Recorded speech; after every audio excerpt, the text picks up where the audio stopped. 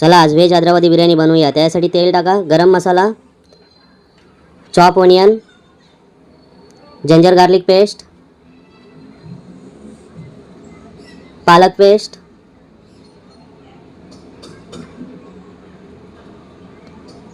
Green chutney, vegetable beans, गाजर, flower, paneer, मटर,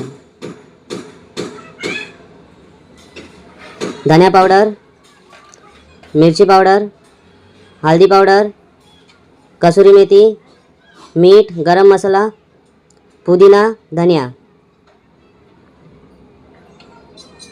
दही, पाणी, fry onion, biryani rice, fry onion, पुदीना, धनिया आणि घी।